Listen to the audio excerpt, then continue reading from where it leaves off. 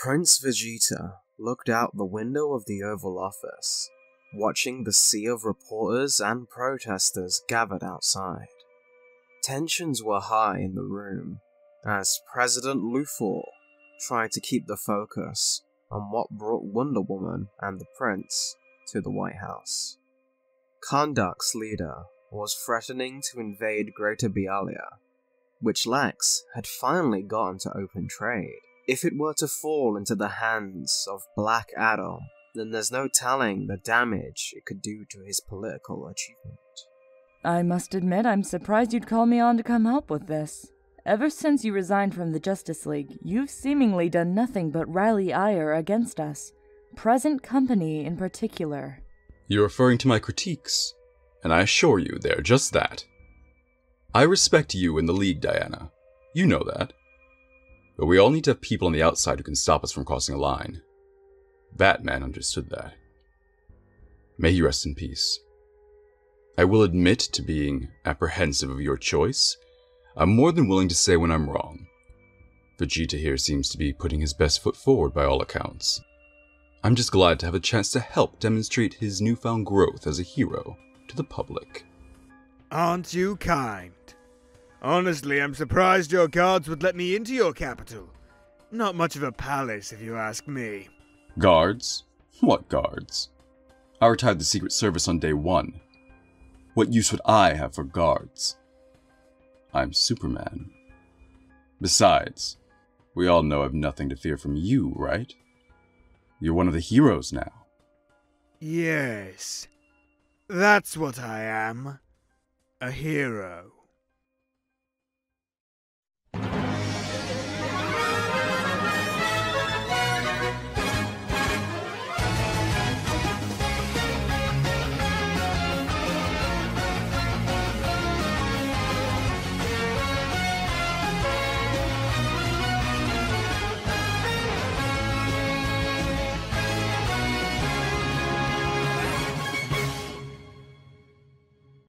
Half a world away from this meeting, another was taking place, but not in person. To do so would arouse too much suspicion, so a holographic phone call would have to suffice. The leader of Kahndaq argued with a shadowy figure. He joined their cabal in order to keep the heroes of the world in check, to protect Kahndaq. But now that he was being called on to allow these heroes into his own land, his own country, all as a part of some master plan, he was displeased, to say the least. I am not some pawn to be manipulated for your machinations. I demand to know why you request such a thing from me. We simply require data. The boy from Metropolis, the re-emergence of Kakarot Kent, and now the Saiyan Prince. All have reached this new level of Super Saiyan. In order for our plans to move ahead, we must know what we face. And you are our most powerful operative. You can push the prince to his limits, and then send the Amazon away to lick his wounds. Well, if it is a demonstration you wish, yes, this could be arranged. On Kent Farm, Gohan and Cassandra had expected another day of training, of listening to Kakarot Kent describe how to reach and channel Ki properly, how to keep it in check so as to not overwhelm, in Gohan's case. The boy was letting too much of it go in mere moments when a fight became too intense. His energy poured out of him along with his emotions, which was almost the exact opposite problem Cassandra faced. She was so controlled, so focused all of this time, that if it continued this way, she may never achieve what she was truly capable of. She needed to learn how to let her spirit flow naturally. But instead of focusing on that, the three were in a barn, looking at a cow. An incredibly fat cow. This particular cow had managed to get itself pregnant, and so the day's training was put on hold to deliver the calf. Wonder Woman and Vegeta had headed to Kahndaq in Diana's invisible jet, and after some time, the peace talk ceremony went underway. Wonder Woman was usually happy to go along with the pageantry of events like this, but this was getting ridiculous. For 4 hours, the king had taken her and Vegeta around the capital. They'd seen hospitals, schools, government labs, and now they were being walked down the Royal Palace Portrait Hall. While this could perhaps be an opportunity for learning some of Kahndaq's rich history about its leaders, Black Adam had ruled for hundreds of years. All the portraits were nearly identical, and if Wonder Woman was getting exhausted, it was no small surprise that Vegeta had grown outright enraged. The prince had initially been intrigued to see how Earth rulers ran matters of state. Even the reputation of this Black Adam as the homicidal king garnered his attention. But it was clear that nothing was being done, and that was not something the prince could stand for. Is this some kind of ridiculous Earthling technique? Boring us to death with pitiful distractions? Do you Amazons always allow your slaves to speak? Vegeta is not a slave! You see my confusion, yes? A defeated enemy redressed in your colors, attending your side? I meant no offense. Your mercy is unsuited to it. Had the 3 monkeys attempted their invasion on my soil, I would have split them down the middle. We wouldn't have been fool enough to destroy a kingdom of disease and sand. Not very grand to demolish a palace that's already in tatters. I will not fail like you did, lording over bones and space ash. Better to have died in strength than to squirm on in this squalor. On that note, surely you understand why any kind of war would only serve to put further strain on your people. President Luthor has drawn his line in the sand. We're here to help make sure that there's no need to get near it. President Luthor, Princess of the Amazons, leader of the Justice League, American lapdog. Oddly enough, it was this that seemed to get the biggest rise out of Vegeta, to do what he knew Luthor had really sent them to do. Put this warrior king in his place. Vegeta was all too familiar to a hidden motive. For both Darkseid and this Lex Luthor used similar language when launching missions of war. Vegeta, who had been leaning against the wall near one of the many portraits, brushed it with his shoulder. The ancient painting fell to the ground and crumbled to dust. Oops. Just as he hoped, the charade of peace was over. Faster than lightning, Black Adam had maneuvered around Wonder Woman and knocked Vegeta through the wall with a massive double hammer punch. Sliding through the sands outside the palace, the prince smirked. The action he'd been waiting for. A simple mission. Defeat the homicidal king, end the brewing war, and let the bald man take the credit. He'd have turned it down any other day, but he'd yet to have the opportunity to assess the limits of his Super Saiyan form.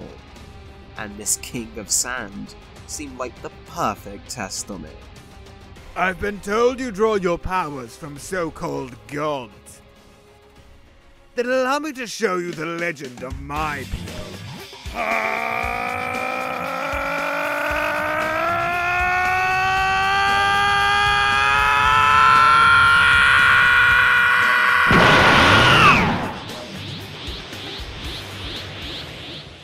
The Super Saiyan smiled as he witnessed Black Adam recover in midair. Bruised, but clearly not entirely outmatched. Good. Maybe he could stretch his legs at last. A bolt of lightning was hurtled at Vegeta, but the prince cloaked his own hand in his aura and caught it out of the air, then threw it right back at Adam, who was even more insulted at such an impudent act. It was a tactical showboat, as now, Vegeta took the chance to appear behind Black Adam's lowered guard and knee him in the ribs, preparing to fire a blast of his own at the Immortal. But Adam was surprisingly quick and grabbed Vegeta's hand, smashing it into the prince's own head, returning the favour from earlier. A quick combination of blows echoed through the sky, as they darted across miles in moments, gaining a greater sense of each other's fighting style and how they both planned to overcome it.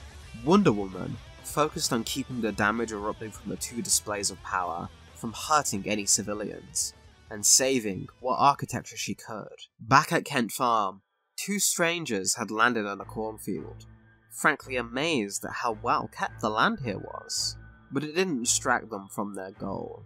Kakarot Kent was alive, and they were here to make sure that didn't last long.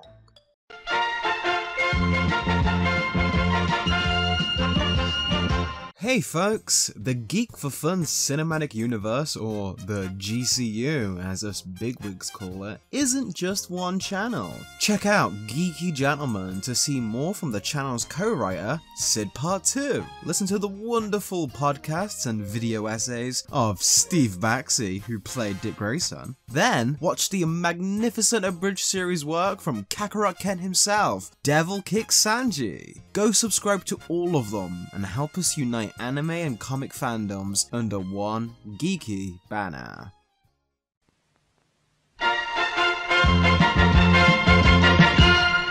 Alright, you two, this'll be a good lesson in control.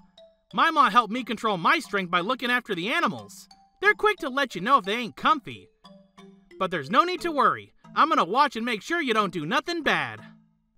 Well, that's a massive relief. I've been very curious about the birthing process, and being able to have a mentor while I learn is a great opportunity, Mr. Kakarot. Sparring? Nah, this is even better for you. Sometimes you can learn to fight without fighting. Okay. Anyway, first things first, and this is really important. You have to... Kakarot Kent! Ah, nuts. I'll be back in a sec. Good luck! Wait, what?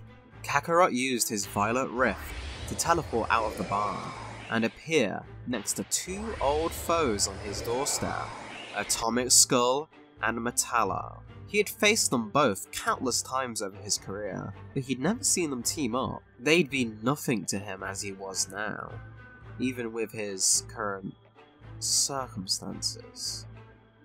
But the fact that they seemed confident had him excited. Yo, guys! Been a while, huh? You still up to evil and stuff? We're here to kill you. That's all this is. We thought we'd never get the chance, but thanks for surviving so long to let us get the honor. No problem. You're still as dense as ever, but we've changed. We've made up for our weaknesses. Oh, really? You guys been listening to my suggestions on how to get stronger? Yeah, you know, you made some pretty solid points. Don't you think him? Right, forget this talk. We're here to kill. Let's do this! Bring it on! Commence fusion! Metallo's body opened up in a bizarre display of metal. The full skull stepped into his now open form, Metallo closing around his ally, forming a suit of armor around his figure. How do you like this? Neat! You guys are super strong now! Thank you. We've really been impressed by the results. Don't you thank him? You guys are like a married couple! We are married! Kakarot was happy to hear his two foes could find love, but way more interested in their new combined strength.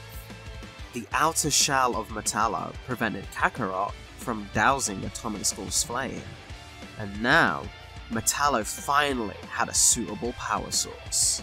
The pair charged at Kakarot, who readied up with his Ryujingu Bang, eager to battle. In the barn, however, the once eager Gohan was now panicking at the thought of having to deliver a baby without supervision, listing off all the different ways the procedure could go wrong, unable to stop his hands from shaking, as the thought of failing an innocent life by his lack of knowledge began to overwhelm him. Hello? What? Sorry, I don't know where to start. Well, I do, but it could go wrong. Useless. I'll handle. Cassandra was in mission mode, watching the cow's movements and analysing what was happening to its body. But as she approached the cow, The beast grew distressed and tried to kick her away, as if it could sense the danger of Cassandra. Batgirl couldn't help but notice how easy death could reach the animal. It was how she viewed the world, and the cow was terrified of her as a result. It's scared of you. If it stays dressed like this, we could lose the baby. Sorry. I'm sorry. Back in Kahndaq, Vegeta and Black Adam's war continued to ravage the land. Ki blast volleys and lightning surges rippled in every direction. Their immense speed leaving no area untouched. Had Wonder Woman not been able to keep up and protect what she could, Black Adam could see that Vegeta looked to be tiring. This new state was obviously draining on the fighter, and what had been a sizable gap in their strength now began to fall in Black Adam's favour. He struck Vegeta in the chin with an uppercut, then grabbed his neck in a chokehold, which could have ended the prince's life had Vegeta not reacted with a vicious headbutt against the divine empowered warrior, smashing his spiked hair into the dictator's face. In a moment that surprised both fighters, Wonder Woman jumped in between the two and began to attack the prince, hoping to recapture his attention in the only way that seemed to get through to him. I will not let you jeopardize our charge because of your ego. Jeopardize? I was sent here for this. Your former subordinate clearly wanted this fight. Hell, he brought it on. So it has a brain. There you have it. Now stay out of my battle. Diana felt sadness well up in her heart. The manipulation was clearly obvious to everyone else, but she had truly believed that this was a mission of peace. Fine. Fight like children. This interruption gave Vegeta a reprieve, and let him consider what the battle had taught him. Super Saiyan did not serve for long engagements. Its immense power was not continuous. Should an opponent be strong enough to stay alive in the earlier portions of the fight, the latter half of a battle became much more difficult. If Super Saiyan won't last till the end of a battle, then I just need the power to end battles instantly. The Saiyan cupped his hand together and began to charge his Gallic gun. But instead of firing the beam instantly, he continued to hold in his energy, feeling that he was approaching the answer to his problem. The Super Saiyan might flowed through his veins and enriched his cells, his muscles breaking down and healing rapidly, growing in size as he continued to charge, despite now being in great pain. He was close. He could feel something. The door of Super Saiyan pulled at the hinges, letting the power lock behind it flow through greater than ever. But Black Adam would not allow such a thing, and while the prince was distracted with his new discovery, the tyrannical tyrant used all of his speed to strike the Saiyan directly in the gut with a punch, not allowing Vegeta the time to react, and the energy began to fade from his hands. Your grandiose displays of power leave you ripe for attack. The prince responded with a single punch of his own, a glowing purple fist cracking at him across the temple, and then opened his palm, firing what remained of the Gallic gun and engulfing the king in the attack's big bang. Vegeta hadn't lost all of his energy. He had just made his outward aura recede after he got hit, counting on the fact that Black Adam had no experience with Ki users and how they could hide their power. A trick he'd picked up from Kakarot, as much as that fact annoyed him. You talk too much. Black Adam's body was singed. That attack had been incredible, even compared to the might the Super Saiyan had shown prior. If Vegeta could achieve that level of power at all times, the thought terrified the king, and he decided he would not allow this to come to pass. Vegeta too could tell the battle was coming to a close, and charged back at Adam, his Super Saiyan power shining defiantly. On Kent Farm, impacts of Kakarot and Metallic Skull fighting shook the barn. and made matters even worse for the two youngsters faced with one of the most stressful situations of their lives, which was saying a lot. Kakarot, however, was having a blast, but had noticed something that was now giving him the edge. I don't get it. How are you dodging us so easily now? You haven't realized? Or did you not think of the issue here? What issue? Did you mess up, John? Me? It's probably you not having enough power, Martin! Kakarot took the chance to burst from his Wrath state into his Super Saiyan form for just an instant, giving him the power and speed to jam the Ryujingu Bang into Metallic Skull's chest and tear the two of them apart in one decisive move, before returning back to his base state. It's your energy!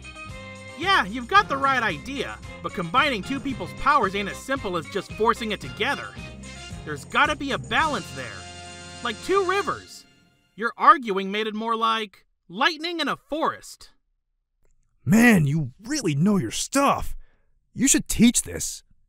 Damn, you're right. They said it'd be way easier than this. Huh? Who did? Never mind. You can take us to jail now. Just go on your own. I'm busy. See you guys. Try and find that balance. Kakarot began to return to the farm, leaving the two confused foes to sit with each other for a moment, before deciding to take the chance while they could, and ran back to Metropolis for a drink. Inside the barn, Gohan and Cass had overheard Kakarot's words, and both the students of Kent realized what their issue was. Cass had the focus, Gohan had the mind, but without the other, they were both useless. Gohan, breathe. What? Like me. Watch, breathe.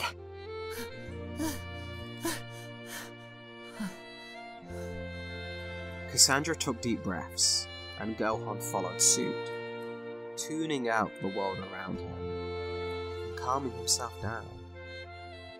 He was still too nervous to try the procedure himself, but he was now relaxed enough to at least suggest another idea. Mr. Kakarot showed me that key. It's a life force. It just doesn't have to destroy. It can heal and calm. If I stay by the cow and soothe it, could you follow my instructions and deliver the baby? Yes! Perfect. Then, well, let's get started.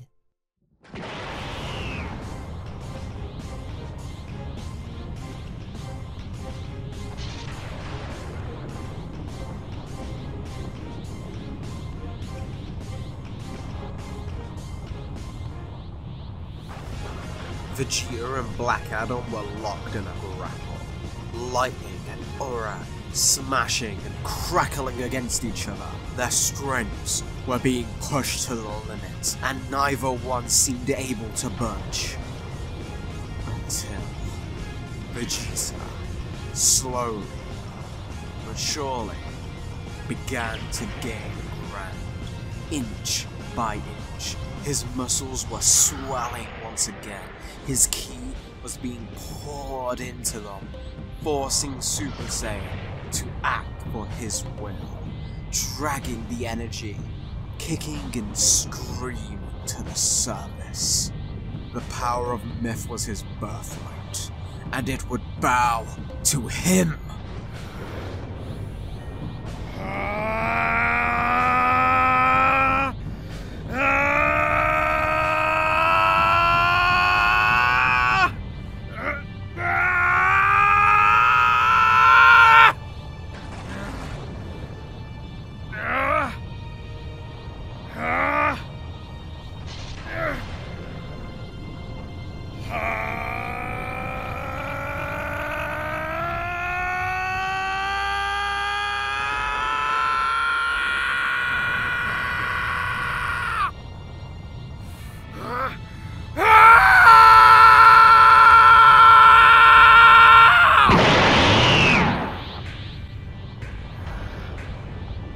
With this newfound power, Vegeta began to push Black Adam to the floor, the Immortal's arms now at the breaking point.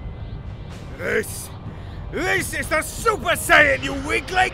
This is the only myth that matters! No god is greater, do you understand?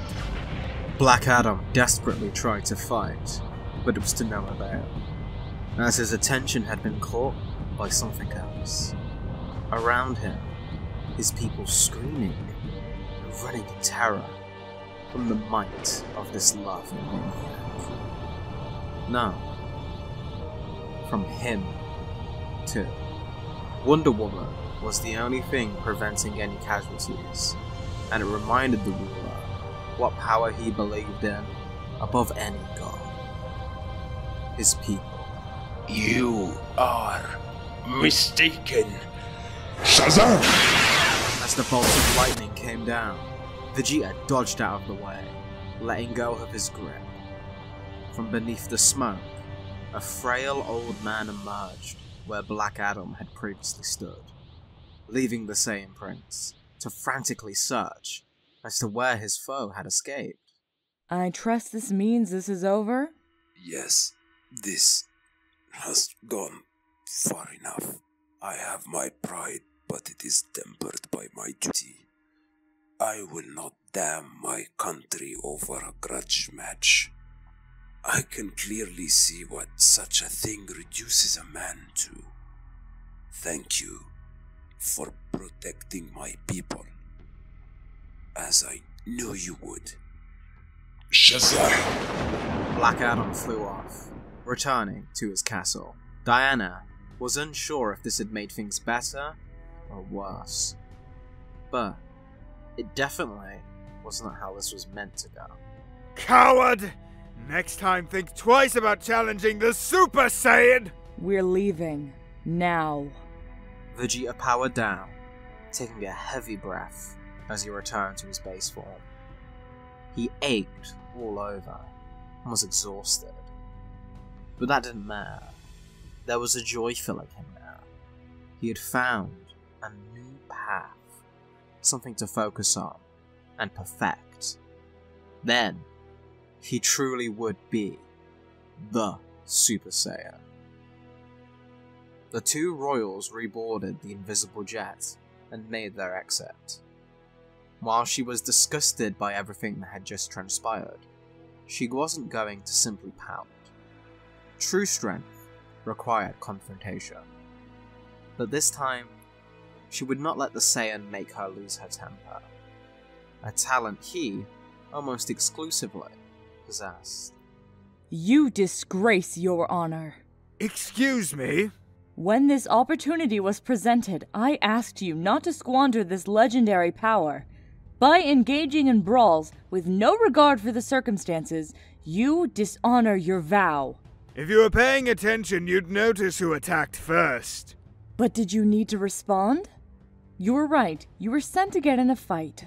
Has the notion crossed your mind that embracing the worst expectations of others is foolish? No, of course it hasn't. You tapped into more power up there. That's all you care about. Yes. Yes, it is. I can sense him, you know. Every day since his return.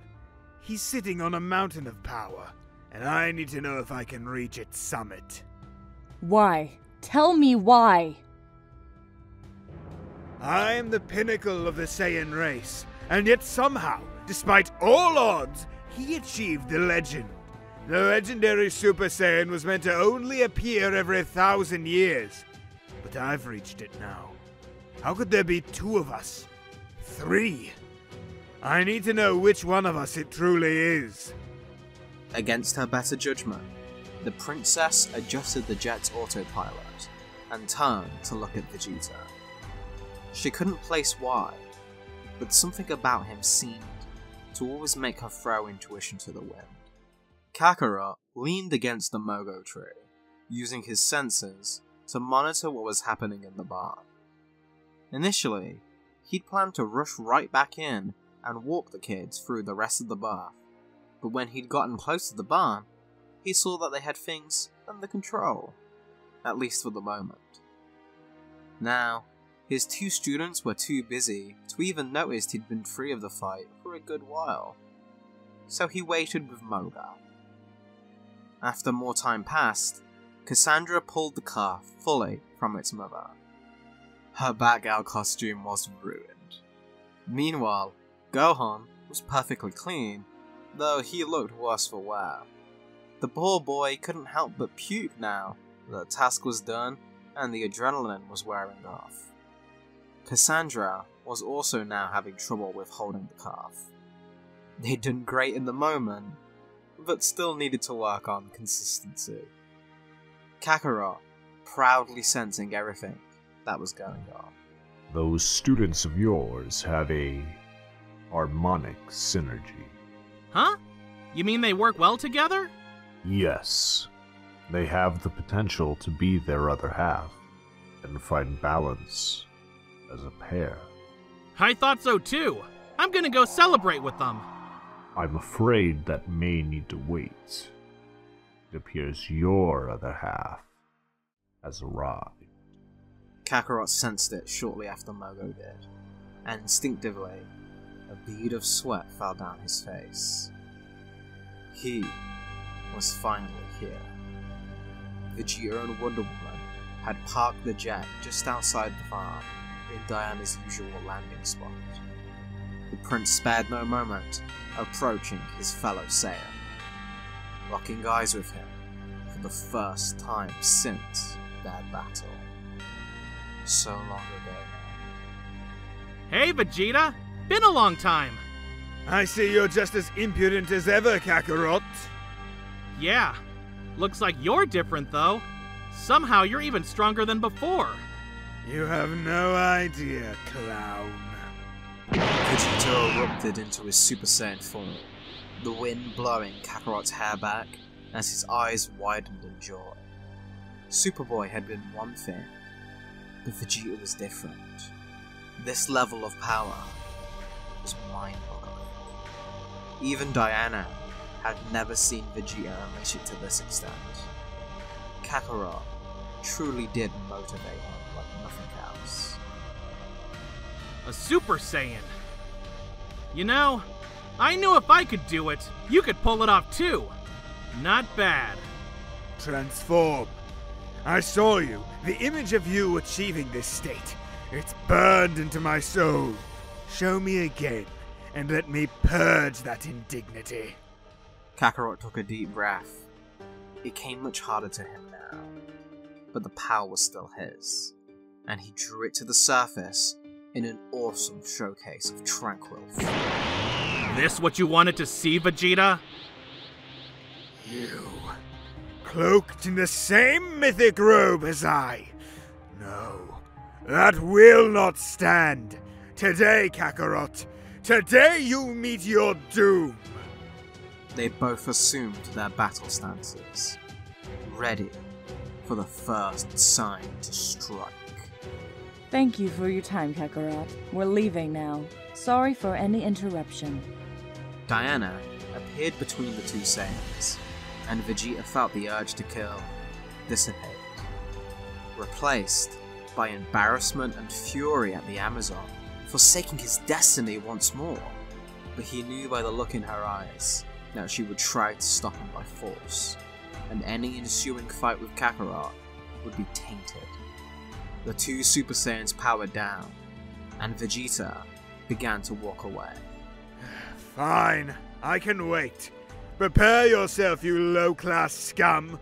Your day of reckoning will come, by my hand. Right. I'll see you then. The jet flew off. Kakarot felt his heart once again. He knew in his current state, he was missing a gigantic amount of his power. And it was getting worse by the day. A fight with Vegeta might have been the best chance he had for one last, true battle.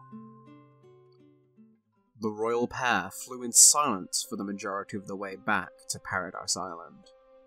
That is, until Diana turned to face Vegeta. Why did you interrupt? You know that if I didn't stop you, you would have tried to commit a genocide. I will not allow that. Vegeta remained silent. Diana raised the lasso, daring Vegeta, and if her statement wasn't true, to hold it and prove he really wasn't planning to damn his race to extinction. I can fly the rest of the way there. Stay out of Saiyan affairs. You do not understand. Vegeta opened up the cockpit and darted out of the plane, flying back to his quarters, alone. The other Saiyan, standing amidst his farm home, was finally snapped out of his funk by the sound of Gohan and Cassandra running out of the bar. Oh, hey guys! Great job there! Sorry, did the jet make you curious? Jet? Wait, no. Someone was here? Yeah, just Diana and Vegeta. Nothing important. The princess? The superhero! I guess you're a big fan. So cool! If you didn't come to see Diana, though, why'd you run out? I almost forgot. You need to come quick! Twins! Huh? Hey, it's me, Kakarot. Man, Lex sure is inviting a lot of people over to his new house. Now Mercy is taking us too. Well, I guess it'll be a good chance to ask him about Gohan's mom. On your feet, Superboy. We do this together. You don't touch them! You don't touch any of them! Next time on Dragon Ball DC, Olympus has fallen.